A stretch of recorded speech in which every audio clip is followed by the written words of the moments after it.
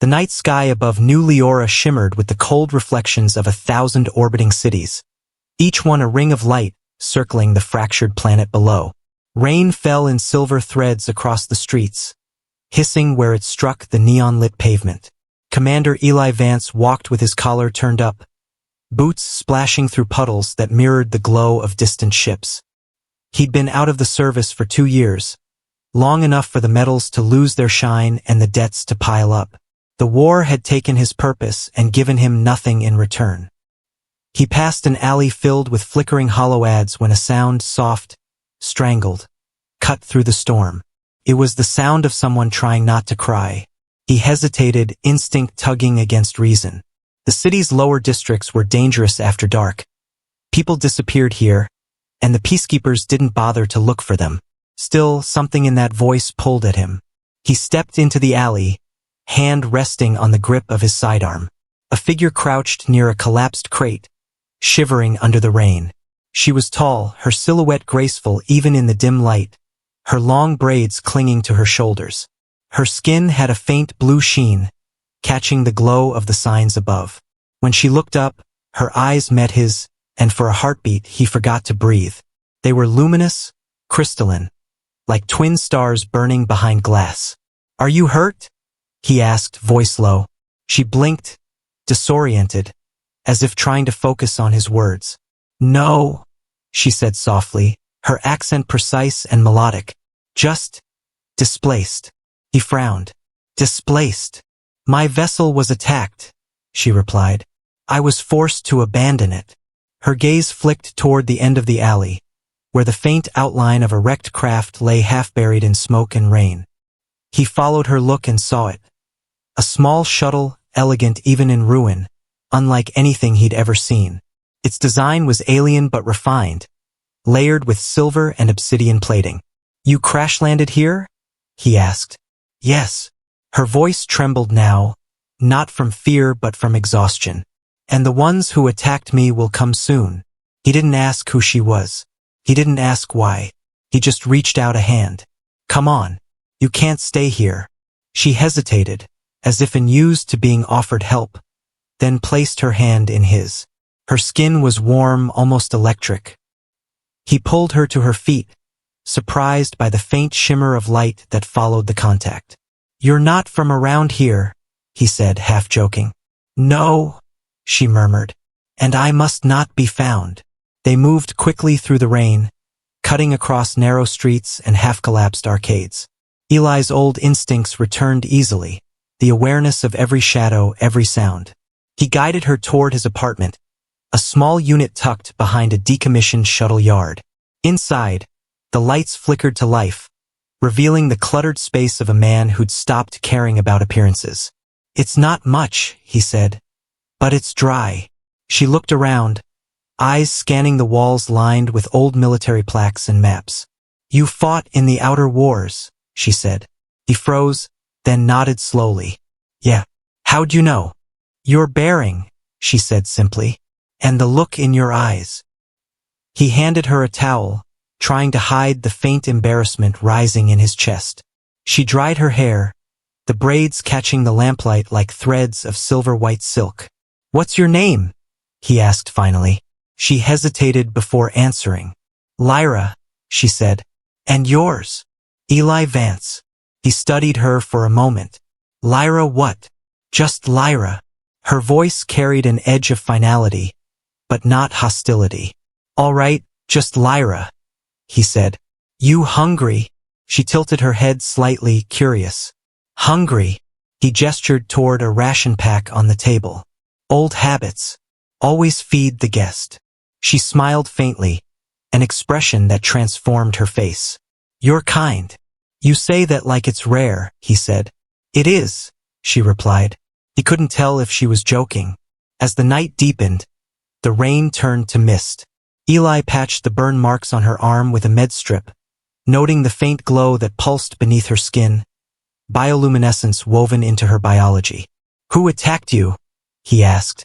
"Pirates. Worse," she said. "Assassins. Assassins don't usually work on crashed travelers." "These weren't ordinary assassins," she said quietly. They were hired by someone close to me. Her voice wavered slightly at the end, though her expression stayed composed. You mean family?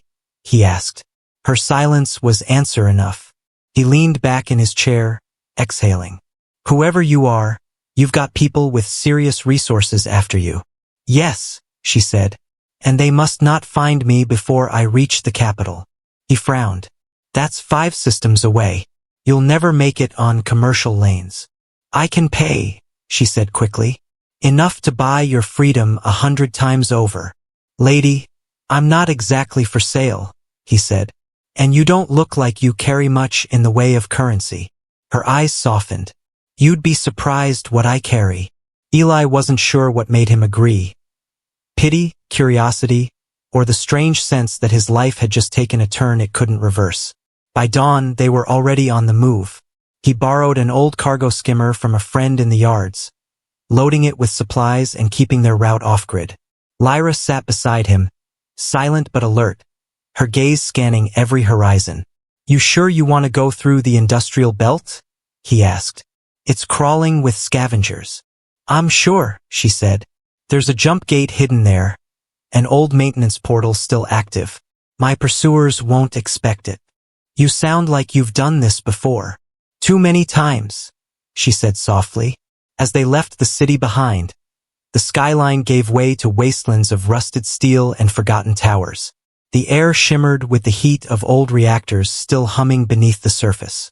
Eli kept the skimmer low, weaving between structures. You know, he said after a while, you don't talk like someone on the run. How do I talk?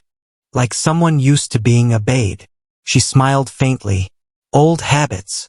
Royalty? He joked. Close, she said, her tone unreadable. By midday, they reached the edge of the belt. A storm of electromagnetic dust churned across the horizon. We'll have to wait it out, he said. They took shelter inside an abandoned relay tower. Inside, the air was cool and still, filled with the hum of dormant machinery. Lyra moved to the console, her fingers gliding over the controls with effortless familiarity. You know this tech? Eli asked. Intimately, she said. My people built it. He blinked. Wait, you're from the core? Farther, she said. From beyond it. As she worked, a faint holographic image flickered to life. An emblem shaped like an 8-pointed star surrounded by rings of light. Eli stared. I've seen that before, he said. Back during the war. It was on the cargo ships that funded both sides. Lyra's expression didn't change. That symbol belongs to the Arden Dominion, she said. The wealthiest power in the galaxy. You're telling me you're with them? I am them, she said quietly. My full name is Lyra Arden, High Chancellor of the Dominion. He stared, words failing him. You're serious. Completely. And you were just sitting in my apartment eating ration stew? It was adequate, she said, smiling slightly. You helped me without knowing who I was. That makes you rarer than all the crowns in my empire. Eli rubbed a hand over his face, trying to process the revelation. So those assassins were my advisors, she finished. They grew tired of my rule. The Dominion's reach extends too far, and power attracts decay. Her voice hardened. I intend to rebuild it differently. Differently how? With people like you, she said simply. People who act out of conscience, not command. He shook his head slowly. You picked the wrong guy for a redemption arc. No, she said, stepping closer. I picked the only one who didn't ask what I could offer before helping me. Before he could reply, the console blared a warning tone. Lyra's expression darkened. They've found us. Outside, the sky lit up with streaks of light, drop ships descending through the storm. You have weapons on this thing? Eli asked. Minimal. Then we improvise. He grabbed his rifle and tossed her a sidearm. She handled it with practiced ease. You really are full of surprises, he said. You've no idea, she replied. The first explosion hit nearby, shaking the tower. Dust and sparks rained from the ceiling. Through the windows, Eli saw armored figures emerging from the storm. Tall, silver-plated, their helmets reflecting the lightning. Arden elites, Lyra said. They won't stop until I'm dead. Good thing I'm not easy to impress, he muttered. They took cover as plasma fire tore through the walls. Eli returned fire, his shots precise and measured. Lyra moved beside him, her movements too graceful for someone untrained. You sure you're not a soldier? He shouted. I was trained to survive anything, she replied, blasting one of the attackers square in the chest. The fight raged for minutes that felt like hours. One by one, the elites fell, their armor smoking in the rain. When the last one dropped, silence returned, broken only by the storm's fading rumble. Eli leaned against the wall, breathing hard. You all right? He asked. Lyra nodded, though her expression was grim. They won't stop, she said. Not until I reclaim what's mine or die trying. He looked at her, soaked, bruised, but unbroken, and felt something stir deep inside him. A spark he thought the war had burned out. Then you're not doing it alone, he said. She looked up, startled. You'd fight for me? No, he said. I'll fight with you. For the first time, she smiled without restraint. Then perhaps, she said softly, this galaxy still has hope. Outside, the storm began to break, revealing the stars beyond the clouds. Somewhere up there, an empire trembled, unaware that its fate now rested in the hands of a disillusioned soldier and a dethroned queen. The storm had passed, leaving the sky torn open in pale silver streaks. Smoke drifted over the ruined relay tower as Eli loaded the last of the salvaged power cells into the skimmer's cargo bay. His muscles ached, his uniform still damp from rain and battle, but his mind was alert, focused. Across the clearing, Lyra knelt beside one of the fallen elites, her fingers running across the armor's insignia. The plates gleamed faintly even in death, the crest of the Arden Dominion etched into the chest. They were my father's guard, she said quietly, loyal only to the old order. Eli wiped a streak of grime from his cheek. Guess loyalty's a flexible word when money's involved. She looked up, her eyes cold. In the Dominion, everything is currency. Faith, loyalty, even blood. He closed the hatch with a dull thud. Then it's about time someone changed the exchange rate.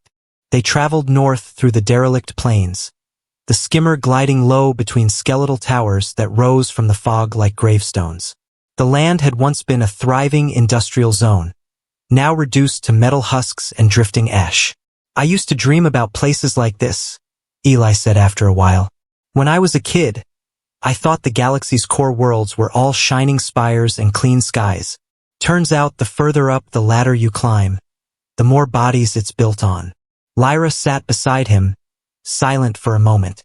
We built paradise for the privileged, she said, but we forgot what it cost. Her voice carried something heavier than guilt, a kind of mourning.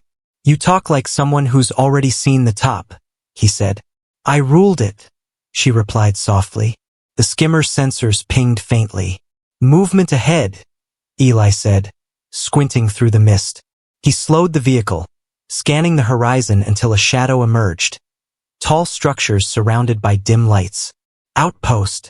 Refugee station, Lyra said. Independent. They won't turn us away. You sure about that? No, she admitted. But they'll have fuel and communications. He smirked. Optimism. Haven't seen that in a while. She met his glance. You gave it back to me. The outpost was little more than a cluster of prefabs welded together, its perimeter marked by flickering plasma lamps. As they entered, eyes followed them. Miners, scavengers, traders from every corner of known space. The place smelled of oil, spice, and desperation. Eli parked the skimmer near a repair shed and motioned for Lyra to keep her hood up. Stay close, he murmured. She obeyed without question, moving beside him as they entered the main hall. A murmur swept through the crowd, her blue skin and regal posture too striking to hide completely. A grizzled quartermaster stepped forward, his cybernetic eye whirring. We don't get your kind here, he said to Lyra. Eli stepped between them. We're just passing through. Need fuel and food. The man studied him. You got credits? Enough. They traded silently.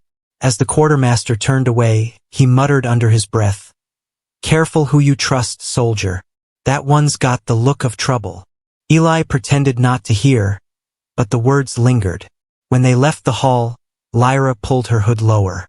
"He's right," she said softly. "I am trouble." "No," Eli said. "You're a storm someone finally decided to stop running from." She gave him a look, half amused, half sad. "You have a poet's mouth for a soldier. War makes philosophers out of the survivors," he replied. They spent the night in a rented room overlooking the dunes. The hum of the outpost's generators filled the silence. Lyra sat by the window, gazing at the stars. "When I was a child," she said quietly, "my tutors told me stories about humanity. They called you fragile, reckless, incapable of order. But they also said you were dangerous because you never accepted the limits others placed on you." Eli leaned against the wall, arms crossed. "Sounds about right. Now I see why the Dominion feared you," she continued. "You endure. You adapt. You rise from ashes as if it's your nature." "That's one way to describe stubbornness," he said. "Maybe stubbornness is your greatest gift," she replied. A soft tone from the comm interrupted them. Eli moved to the console, frowning as he read the encrypted signal. "Someone's broadcasting on a military band." "Can you trace it?" Lyra asked. "It's local." He tapped the receiver, filtering the static until a voice cut through, rough, human, familiar. "This is Captain Juno Vega of the Terran Resistance. Any friendly units respond." Eli froze. "Vega? She fought with me at Cygna 4. Lyra's eyes widened. "Your people still fight?" "Looks like it." He keyed the transmitter. "Vega, this is Eli Vance. You're a long way from home." Pause, then a gasp. "Eli? You're alive? We thought you got buried with the fleet." "Not yet," he said. "Where are you?" "Hidden under Outpost 9. We need to meet now." Minutes later, they descended into the outpost's lower tunnels, guided by Vega's coordinates. The air grew colder, denser with the hum of old machinery. When they reached a sealed bulkhead, it opened to reveal a group of weary soldiers, humans in mismatched armor, their faces hard but hopeful. Vega stepped forward, her grin breaking through the grime. "You stubborn bastard," she said. "Couldn't let the galaxy kill you, huh?" "Had better company this time," he said, glancing at Lyra. Vega's smile faltered. "Who's she?" "A friend," Eli said. Lyra inclined her head. "Lyra Arden." The room went still. One soldier raised his rifle. "Arden? As in the Arden." "She's not your enemy," Eli said firmly. "She's the reason you're still breathing." Vega frowned. "Explain fast." Lyra stepped forward, unflinching. "The Dominion is collapsing. The old houses are at war. If humanity moves now, you'll inherit a galaxy torn apart." Vega studied her. "You expect me to trust a woman whose empire enslaved half our colonies?" "I expect you to survive," Lyra said. "And I can help you do that." Her voice carried the weight of command, not plea. For a long moment no one spoke. Then Vega sighed. "You always did pick complicated allies, Eli." They spent hours planning. Lyra provided intelligence, ship movements, supply routes, codes known only to the Dominion's inner circle. "If we strike their banking relays," she said, tracing lines on a holomap, "their economy will fracture. The nobles will turn on each other." Vega whistled. "You're talking about toppling the richest empire in history." "I'm talking about freeing it," Lyra corrected. "Wealth means nothing if it feeds tyranny." Eli watched her, the passion in her eyes unmistakable. It wasn't the speech of a politician. It was the confession of someone seeking redemption. When the meeting ended, Vega pulled Eli aside. "You sure about her?" "She's risked everything," he said. "And she's right. The Dominion's power isn't military, it's financial. Break that, and the rest crumbles." Vega shook her head. "You've changed. Maybe I just remembered who I wanted to be." She grinned faintly. "Then let's make history." By dawn, the plan was in motion. They would infiltrate the Dominion's primary vault world, Helion Prime, a planet that existed solely to hold the wealth of trillions. Lyra knew its defenses better than anyone. If we breach the central spire, she explained, we can access the core ledger. Once we broadcast the records of corruption, the people will revolt. Sounds easy enough, Eli said dryly. It never is, she replied. Their journey to Helion Prime began aboard a stolen transport. The ship creaked under the strain of old engines, its cargo hold packed with resistance fighters and stolen tech. Lyra stood near the viewport, watching the stars stretch into threads. When I first ascended, she said quietly, I thought power was control. Now I see its responsibility. Eli joined her. You're doing the right thing, perhaps, but right and easy rarely meet. You'll get used to that, he said with a faint smile. She turned toward him, her eyes soft. Do you ever regret saving me? He paused. Every time I think about what's ahead, he said. Then I look at what's behind. And no, not once. They dropped from hyperspace into the shadow of Helion Prime. The planet gleamed like a jewel wrapped in rings of gold. Orbital platforms glittered with defense arrays, and fleets of automated drones drifted in perfect formation. Impressive, Vega muttered. This place screams overcompensation. Lyra's voice was steady. We'll enter through the maintenance corridor beneath the southern shield ring. I designed it myself. Eli raised a brow. Convenient. Visionary, she corrected. The landing went smoothly until the alarms blared. They've detected us, Vega shouted. Brace for contact. Enemy interceptors closed in, their plasma trails slicing through the void. We'll never make the surface, one pilot yelled. Lyra closed her eyes, her hands pressing against the console. Give me control. What are you doing? Eli asked. Trust me. She interfaced with the ship's systems, her veins glowing faintly. The engines roared with renewed fury as the vessel dove toward the planet, weaving through enemy fire with impossible precision.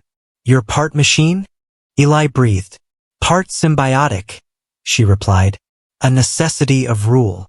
They pierced the atmosphere, landing hard in the industrial district of the capital city. Smoke and alarms filled the air. Everyone out, Eli barked.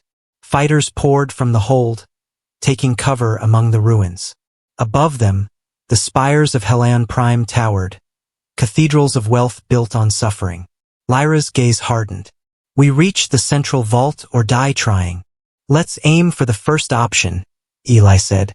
They advanced through the city's lower levels, resistance units clashing with Dominion guards. The streets erupted with fire and debris. Civilians scattered, torn between fear and hope. At one checkpoint, a wounded soldier grabbed Eli's arm. Is it true? He gasped. The queen fights with you? Eli met Lyra's eyes. Not a queen, he said. A leader. The man smiled weakly before fading into unconsciousness. Lyra knelt beside him, pressing her hand to his chest. A faint light pulsed beneath her palm, and his breathing steadied. You can heal? Eli asked. A gift of the Arden lineage, she said. It takes from me to give to others. Then don't waste it, he said. We'll need you alive. They reached the spire by nightfall. The building loomed like a tower of glass and light, its surface alive with shifting patterns of energy. Once we breach this door, Lyra said, there's no turning back. Wasn't planning to, Eli replied. He placed the charge. The explosion tore the gate apart, revealing the golden corridors within. The air inside was cool, sterile, humming with power. At its center lay the core, a massive sphere of crystal surrounded by streams of data and light. That's it, Lyra whispered. The heart of the Dominion. She stepped forward, linking her neural implant to the core. Symbols cascaded across the room as ancient codes unraveled. Broadcasting all records, she said. Every transaction, every hidden crime, exposed. Eli watched as the data pulsed outward, a wave of truth racing across the stars. But the moment of triumph shattered when the alarms rose again. From the shadows of the chamber, armored figures emerged, an elite strike team. Their leader removed his helmet, revealing silver eyes identical to Lyra's. "Sister," he said coldly, "you've finally betrayed your blood." Lyra froze. "Arion." Her voice trembled. "You don't have to do this." "You already did," he said, raising his weapon. "Father's throne doesn't forgive." Eli stepped forward, weapon drawn. "You'll have to go through me." Arion smirked. "Gladly." The air inside the vault shimmered with tension, a static hum crawling along the walls like caged lightning. Eli could feel the weight of 1,000 power conduits beneath his boots, humming with energy drawn from the planet's core. Across the glowing chamber, Arion stood like a reflection of Lyra. Same sharp features, same piercing eyes, but colder, untouched by empathy. "You should have stayed dead," Arion said, voice smooth as polished steel. "The Dominion doesn't need sentiment, sister. It needs control." Lyra took a slow step forward, her palms raised. "It needs humanity, Arion. You've forgotten what that word means." His lips curled into a sneer. "Humanity is weakness. You've been poisoned by it. And now I'll cure you."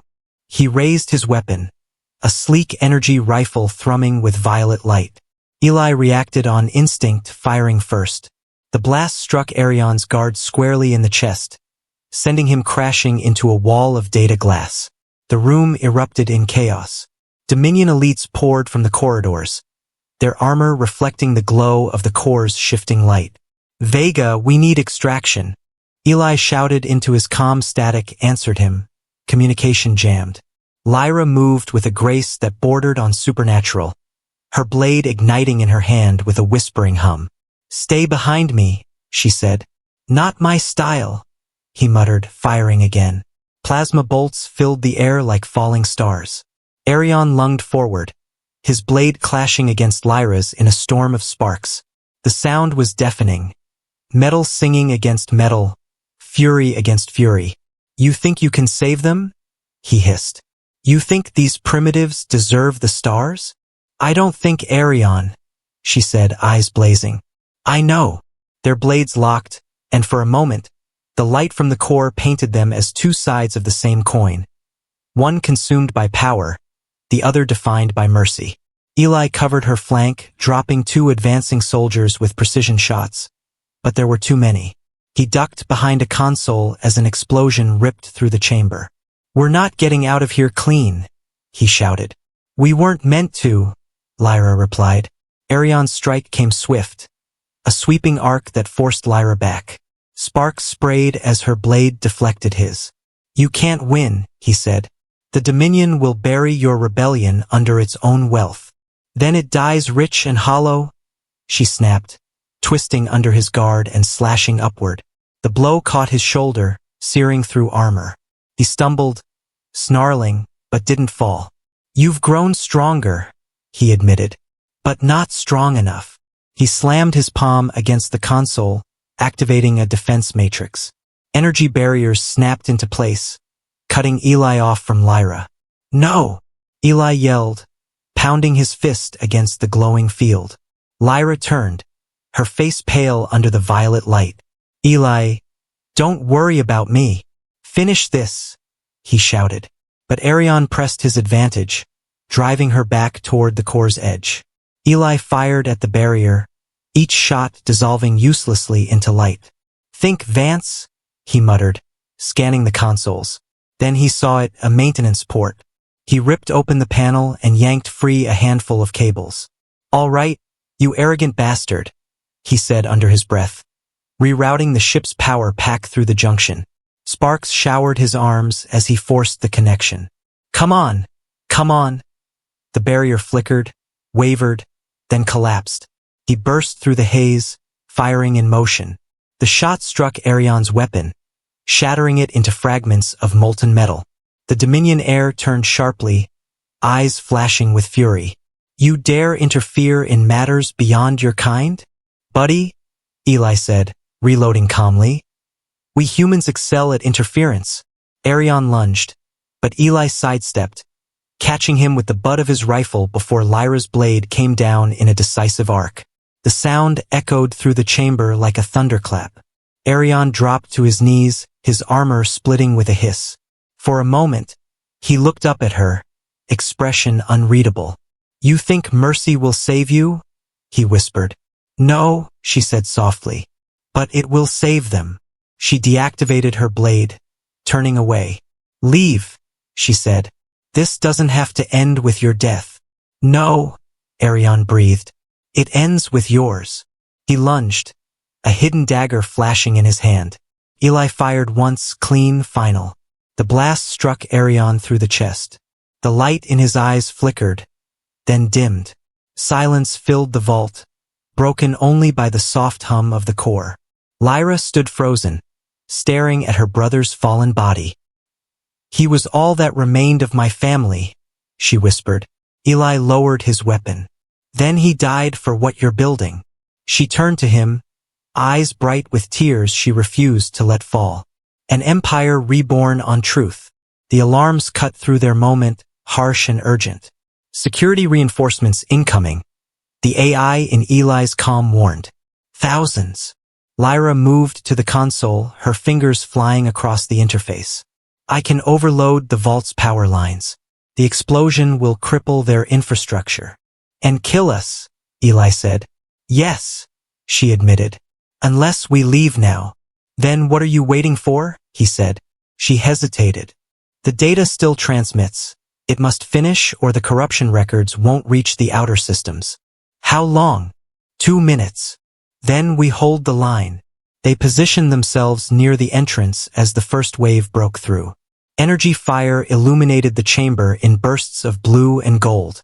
Eli fought with precision born from years of war, short bursts, controlled breathing, every shot counting. Lyra fought beside him, a streak of light and motion, her blade cutting arcs that painted the air in streaks of heat. "You're running out of power," Eli shouted. "So are you," she replied. He grinned despite the chaos. "Then we'll call it even." When the last soldier fell, Lyra staggered, her armor cracked, the glow beneath her skin fading. "Transmission complete," she said weakly. "The truth is free."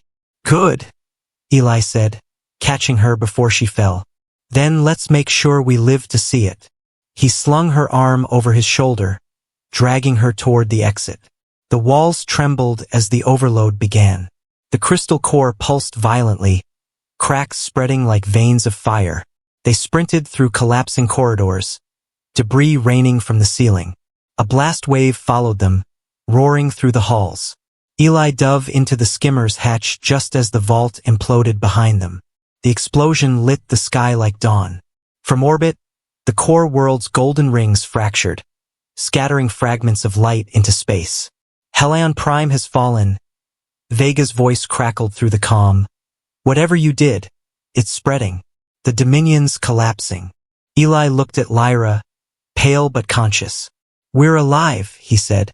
"For now," she murmured. "And now the galaxy burns with truth." They rejoined the Resistance fleet at the edge of the system, where the debris of Dominion ships drifted like ghosts. Vega greeted them on the command deck, her usual swagger tempered by awe. "You actually did it," she said. "The ledger's out. Every colony, every world. They're rising up." "It's not over," Lyra said softly. "It's only begun." "You're bleeding," Vega noted.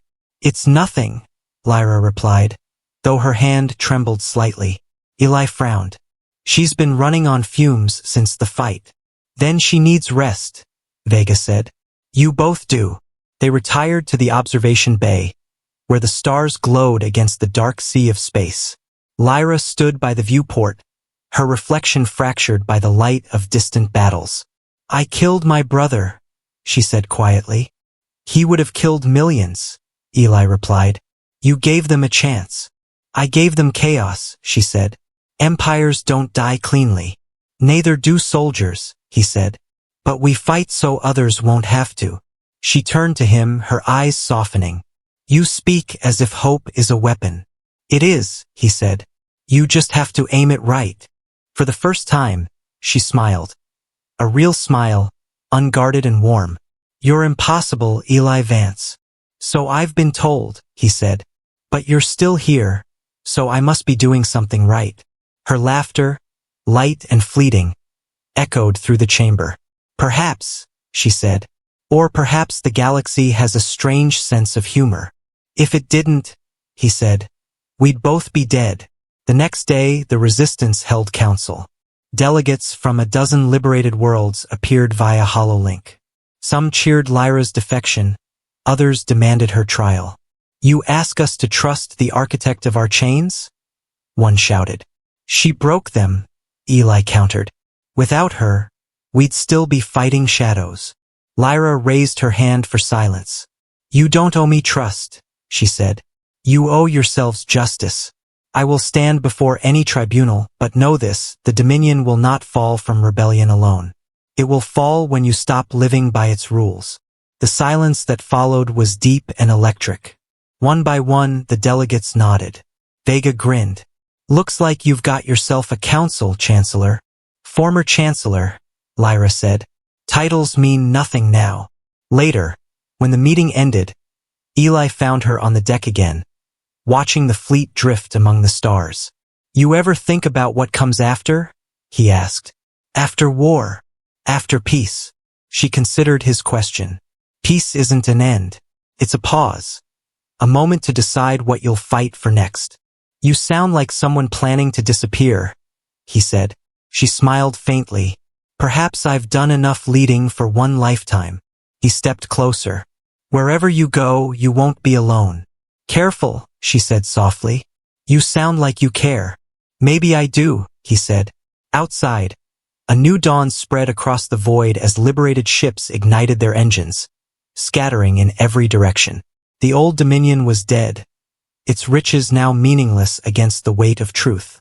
Humanity, once broken and scattered, had risen again, not through conquest, but through compassion, defiance, and the stubborn refusal to surrender. And at the center of it all stood a soldier who had helped a stranger in an alley, never knowing she would change the galaxy. The Dominion was dead, but its ghosts were everywhere. Across the scattered sectors of the galaxy, old power vacuums birthed new wars, pirates crowned themselves kings, and the ruins of golden palaces became nests for rebellion and revenge. In the quiet between those fires, humanity built again. The Resistance fleet had become something new, a coalition of survivors, traitors, and defectors who refused to repeat the same mistakes. Eli stood on the deck of the Arclight, watching the swirl of ships outside the viewport. Cargo haulers carried food to starving worlds, engineers dismantled orbital fortresses, and peacekeepers, human and alien alike, patrolled without flags. It was fragile, messy, and imperfect, but it was real. He almost allowed himself to believe they'd done it, almost. Then the emergency klaxon blared. Lyra appeared moments later, her expression calm but her movements quick. Report, she said, her voice cutting through the noise. Vega's face flickered on the comm feed. Long-range sensors picked up a coded transmission, originating from Dominion space. It's the old Imperial frequency. Eli frowned. I thought we fried those networks. So did we, Vega replied. But this one's different. Encrypted with your brother's signature key. Lyra's eyes darkened. Arion's dead. Yeah, well, Vega said. Either he's not or someone wants us to think he isn't. Where's the signal coming from? Eli asked. Outer Rim. A mining world called Veris 9. Lyra's voice hardened. That was one of our armory worlds. If someone's reactivating it, then they're rebuilding, Eli finished. Hours later, the Arclight dropped from hyperspace into the shadow of a burnt orange planet. Veris 9 spun beneath them like a dying ember, its surface scarred by craters and strip mines. Atmosphere's toxic, Vega said over the channel. No life signs on the surface, but I'm getting energy readings from below. Eli pulled on his respirator and checked his rifle. Looks like we're taking a walk. Lyra joined him at the airlock, her armor repaired but still bearing the scars of Helion Prime. You don't have to come, he said. I do, she replied. If this is what I think it is, I'm the reason it exists. The hatch opened, and the world greeted them with silence. The surface was a wasteland of rust and smoke. Winds howled through the skeletal remains of mining rigs, scattering dust across the horizon. They descended into one of the shafts, their lights piercing the darkness. This place was supposed to be decommissioned, Lyra said. My father ordered it sealed after the war with the Andari. Guess someone didn't get the memo, Eli replied. The tunnel led them into a vast chamber where machines the size of buildings slumbered beneath layers of dust. At the center stood a tower of metal and glass, pulsing faintly with blue light. What is that? He asked. A gestation core, she said. It manufactures adaptive soldiers, biomechanical hybrids. The Dominion called them the Eidolon Guard. Eli's stomach tightened. You're saying someone's waking them up? As if in answer, the lights flickered to life. A low hum filled the cavern, growing into a vibration that rattled their bones. Panels along the walls began to shift, shedding layers of dust as power coursed through dormant circuits. Someone triggered the reactivation sequence, Lyra said, running to a console. I can override it, but it'll take time. We don't have time, Eli said, as metallic shapes began emerging from the shadows. Humanoid forms with gleaming armor and eyes like molten silver. Contact! He shouted, firing. Plasma bolts struck the advancing figures, but they barely slowed. They're shielding. They're learning, Lyra said.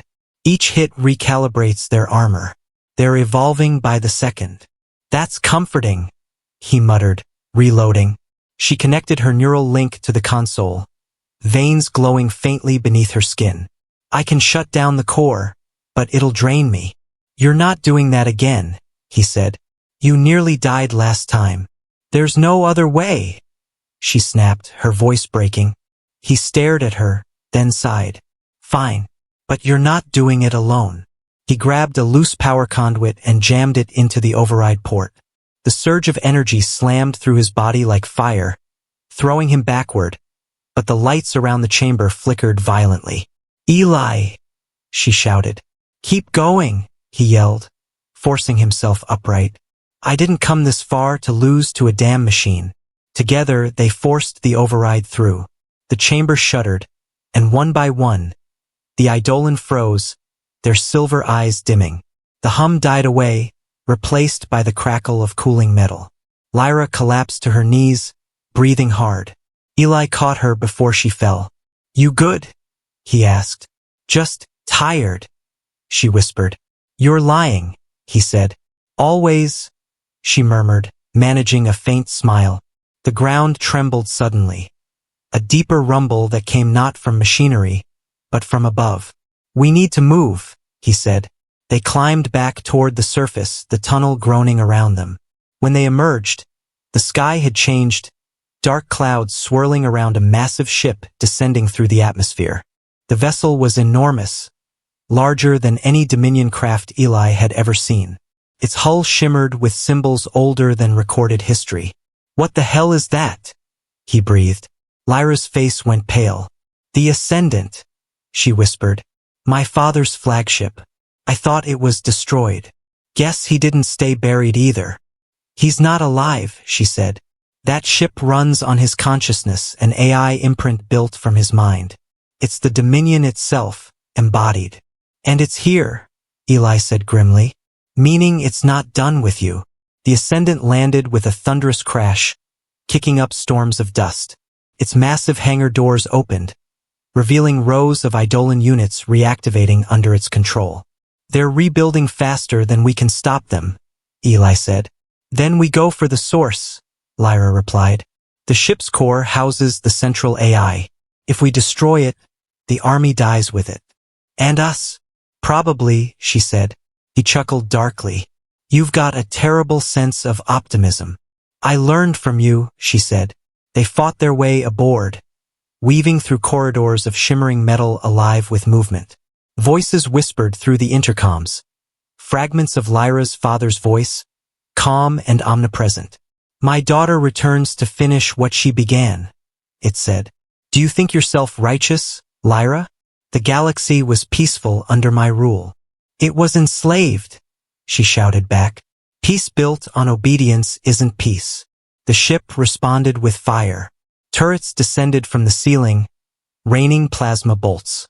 Eli returned fire while Lyra overrode the locks with her neural interface. They moved deeper until they reached the core chamber. It was vast, a cathedral of light surrounding a crystalline sphere pulsing with consciousness. The AI's voice filled the air. You bring a human to challenge eternity? How sentimental. Eli raised his rifle. Yeah, well, sentiments are specialty. You are insignificant, the voice replied. Your species burns bright and dies young. Maybe, Eli said, but we burn free. He fired, the shots glancing off the core's shield. Lyra stepped forward, her hand glowing. Father, she whispered, let me end this. You can't kill me, the voice said. I am you. Then you'll die as I would, fighting for something better. She thrust her hand into the core's light.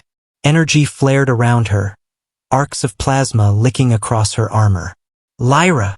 Eli shouted, grabbing her arm, but the surge threw him back. The core cracked, light spilling through the fractures like liquid fire. The ship convulsed, alarms blaring. You have doomed them all, the voice thundered. The Dominion will rise again through chaos. Then let it, Lyra said, her voice steady. From chaos, life begins. With a final scream of tearing metal, the Ascendant began to fall. Eli dragged her through collapsing corridors, the air thick with smoke and sparks. They leapt into the escape pod just as the ship exploded, fire consuming the sky.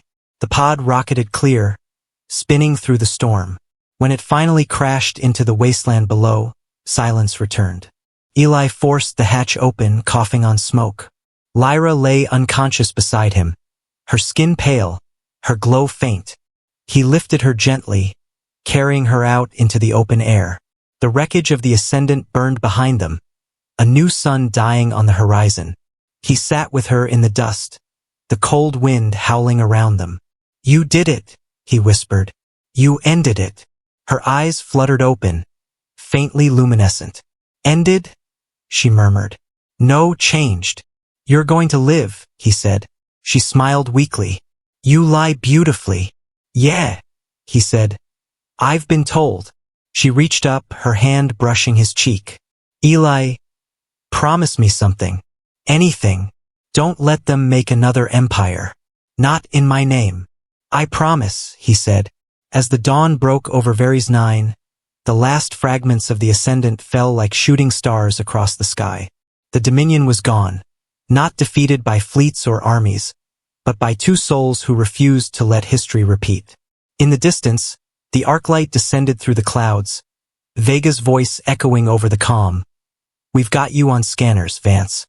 Bringing you home. He looked down at Lyra, her breathing shallow but steady. Home, he murmured. That's a word I could get used to. The arclight cut through the dawn over Varys 9, its shadow sweeping across the smoldering wreckage of the fallen flagship. Rescue pods dropped from its belly, trailing bright tails through the orange haze. Eli stood at the edge of the plateau, the wind tugging at his torn jacket, Lyra's body resting in his arms. The glow beneath her skin had dimmed to faint threads of silver. He'd wrapped her in the emergency thermal from his pack, but she was colder now, too still. Vega, he said into his calm, voice raw. I've got her. She's alive, but barely. We're tracking you, Vega replied. Hold position. Med crews inbound. He lowered his head, brushing a streak of dust from Lyra's face. You did it, he whispered. You stopped the empire your father built. Her lips moved faintly, breath barely audible. Not stopped, she murmured. Set free. When the med shuttle landed, the crew moved quickly, lifting her onto a stretcher, attaching monitors that flickered weakly against the light. Eli followed them inside, sitting silently as the engines roared to life. Through the viewport, he watched the burning ruins fade beneath the clouds. The Ascendant was gone, its core shattered, its AI silenced, but the cost had been heavy. When they reached orbit, Vega met him in the hangar, her expression unreadable. How bad?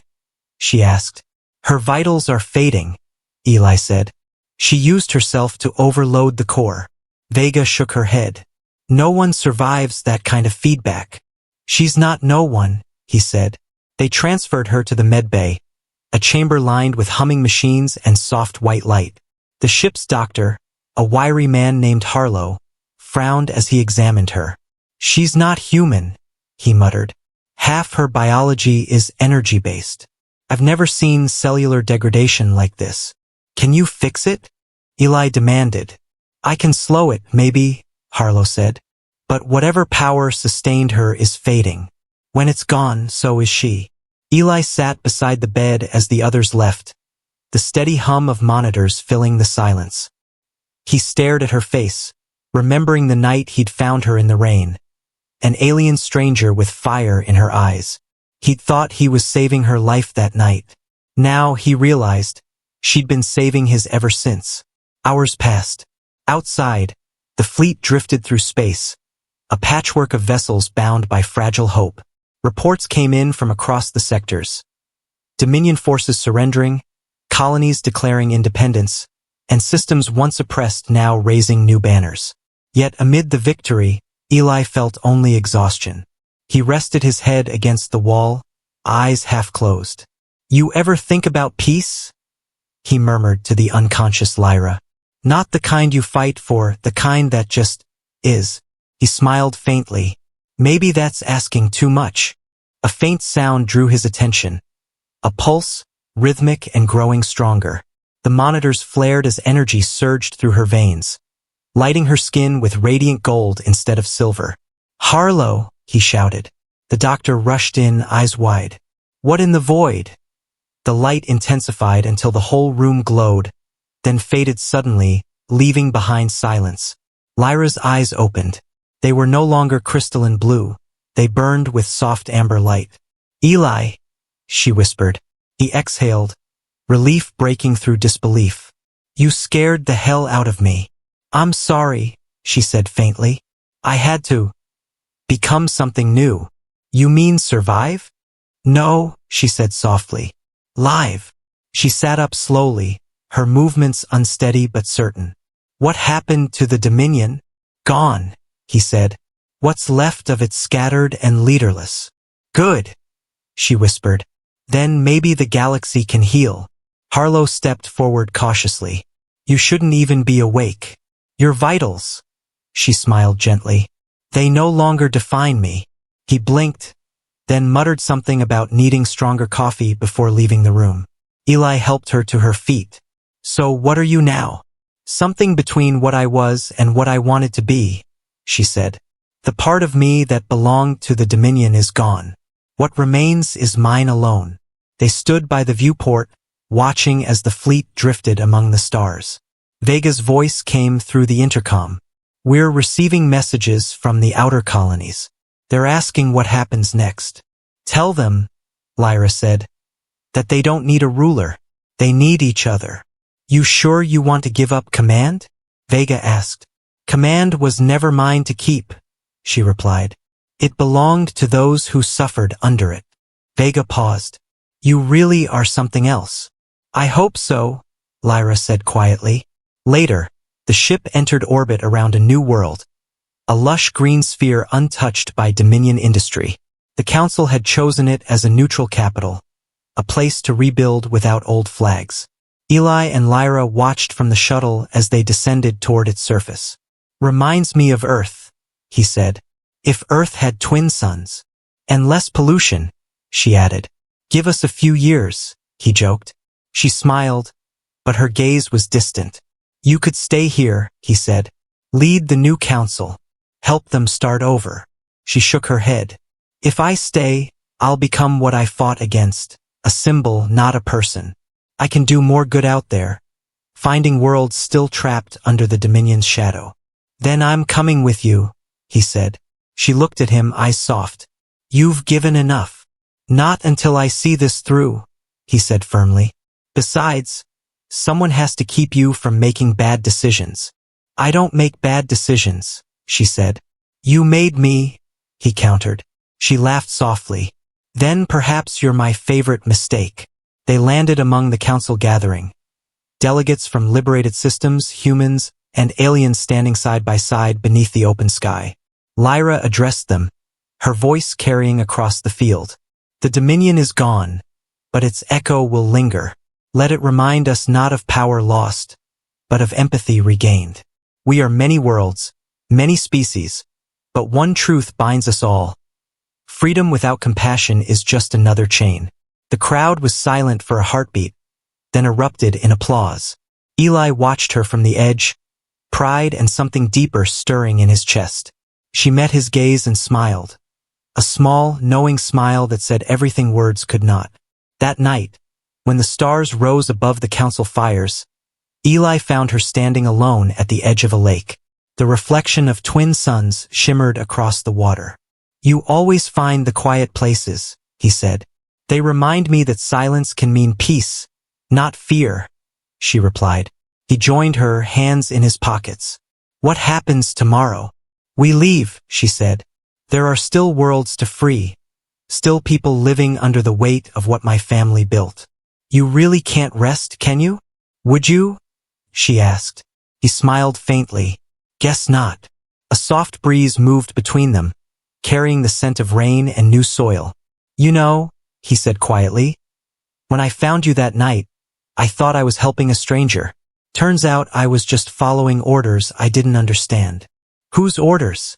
She asked. My heart's, he said. It's been leading me into trouble ever since. She laughed softly, the sound like music against the night. Then may it never lead you anywhere else. He looked at her, the stars reflected in his eyes. So where do we go, Lyra Arden? Wherever people need us, she said. Wherever hope still hides. The next morning, the arclight rose once more, engines cutting through the dawn. From orbit, the world below gleamed like a promise.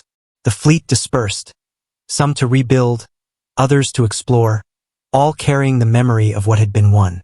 In the command deck, Vega saluted as Eli and Lyra stepped aboard a smaller vessel. You two heading off again? She asked. Yeah, Eli said. Someone's got to make sure the galaxy doesn't break itself in half. Try not to start another revolution, Vega said dryly. No promises, he replied. She smirked. Didn't think so. As their ship detached and angled toward the stars, Lyra took the co-pilot's seat, her fingers dancing over the controls. Coordinates? She asked. Someplace quiet, he said. You'll hate it. Probably, she said with a smile. The stars stretched before them, infinite and bright. For a moment, neither spoke. Then Lyra reached over, her hand brushing his. You saved my life, she said softly. Not knowing what I was. Didn't matter, he said. Still doesn't. It does to me, she whispered. Because for the first time, I know what it means to be seen. He squeezed her hand gently. Then let's make sure no one else has to hide. The ship slipped into the void, its engines leaving a faint trail of light across the darkness. Behind them, the galaxy began to heal, not through conquest or wealth, but through the simple defiance of two souls who chose compassion over control. Humanity's legacy was not in its power, but in its persistence, the refusal to let despair define destiny. And somewhere beyond the edge of known space, a soldier and a queen who had learned to be human together vanished into the stars, carrying with them the fragile, luminous spark of hope.